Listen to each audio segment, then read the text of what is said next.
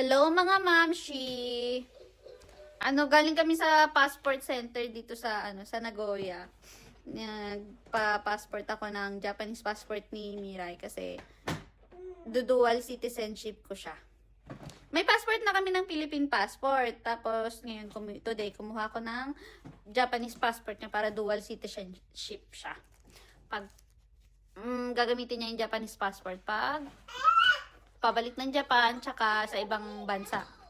Pero pag pauwi ng Pinas, Philippine passport gagamitin ko. Tapos makukuha yung passport pala ni Mirai sa March 4. Meron sa akin mami na nagtatanong kung ano mga requirements sa pagkuha ng Japanese passport. Kasi kitahon lang, family register, tapos passport photo. Pero meron naman dun sa sa passport center na picturean. Mas maigi dun kasi alam nila talaga yung size, alam nila yung pwede at hindi. Hindi ka talaga magkakamali. Tapos, may number ng baby, tapos Zero card ng Pilipina. Tapos ano pa ba? Tapos yung application form ng passport, kinuha ko din siya sa City Hall. Tapos pinilapan na ng asawa ko dito sa bahay para lahat na ng wala nang itatanong sa akin doon. Masyado kasi nandun na lahat sa pinilapan ng asawa ko. Tapos yun lang, halos okay naman, smooth naman yung pagkuha ko ng passport ni Mirai. Yun nga lang, yung photo nga niya na DIY ko, hindi pwede kasi medyo malaki yung mukha niya. Nasobrahan ako sa pagcut, ng pag-crop pala. Pero kung medyo malayo or hindi ko niliitan yung crop, okay lang yung sana. Okay yung size, okay yung picture, yung photo. Malaki lang mukha niya. Yun lang. E di nag-picture ulit ako dun sa sa passport center.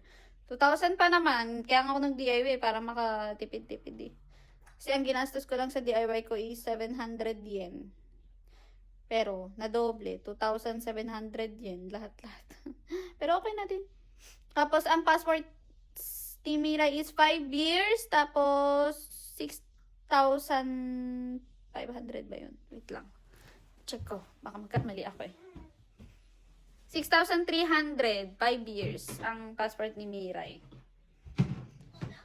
Mirai. Sounds of cat. Nya nya nya nya nya nya.